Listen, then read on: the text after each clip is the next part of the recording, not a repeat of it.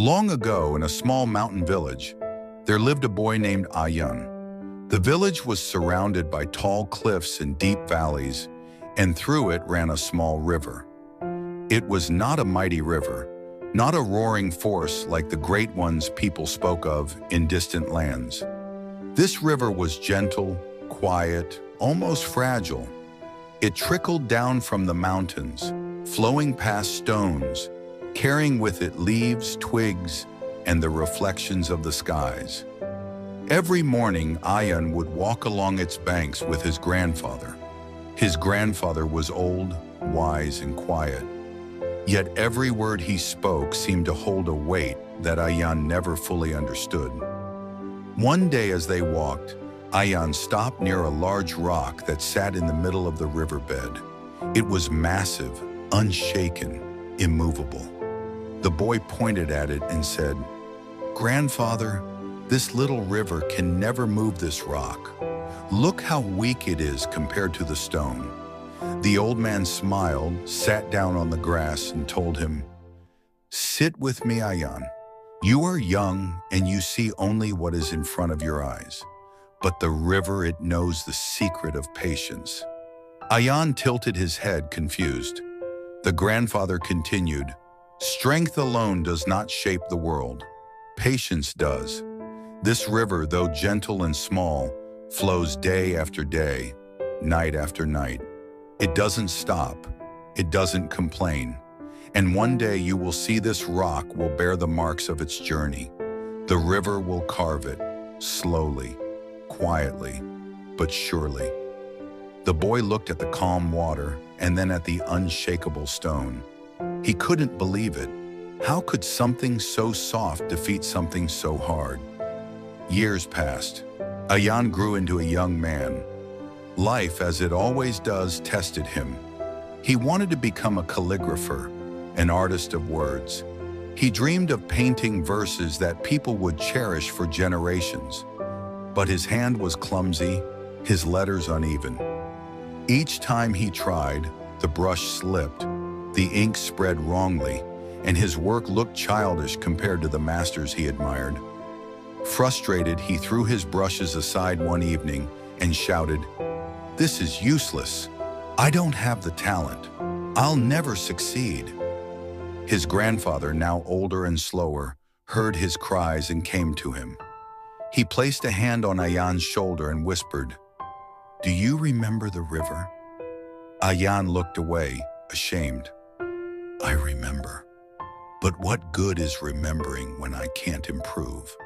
The grandfather guided him outside toward the same river they had walked by when Ayaan was a boy. He pointed at the very rock they had once seen. Ayaan's eyes widened. The giant stone, though still standing strong, bore deep grooves. The once smooth surface was now cut, shaped, and marked by the gentle flowing water. "You see," the grandfather said softly, "the river did not stop. It did not rush. It did not grow angry. It simply continued. And in time, it did what no hammer or chisel could have done so gracefully." My dear Ayaan, life is the same. Patience is your brush. Consistency is your ink. Every effort, no matter how small, carves you into who you are meant to be. Those words sank deep into Ayaan's heart. He picked up his brush again the next day. His hand still trembled. His lines were still imperfect. But he remembered the river. He kept painting, day after day, page after page. Months turned into years. His fingers grew steadier. His letters became elegant. People from nearby towns began to notice his work. They bought his calligraphy. They requested his verses for weddings, for festivals, for their homes. Ayaan, the boy who once wanted to give up, had become the artist he dreamed of being. One evening, sitting by the river, now older himself, Ayaan smiled. He finally understood. It wasn't strength, talent, or sudden brilliance that brought him here. It was patience. The same patience that allows a soft river to carve through stone. And in his heart, he whispered, Grandfather was right, but life has a way of testing this lesson again and again. Years later, Ayaan began teaching children in the village. One of his students, a boy named Idris, grew frustrated when his drawings never matched his imagination. He threw his papers aside, saying, "I can't do this. I'll never be good enough." Ayaan smiled, just as his grandfather once had, and led Idris to the same river. The great rock still stood there, but now its body was marked with even deeper lines, almost split in two by the endless persistence of the stream. Ayaan placed his hand on the boy's shoulder and said, "Do you see this stone? Once I thought it was unmovable, but the river taught me a secret. Patience achieves what strength alone cannot.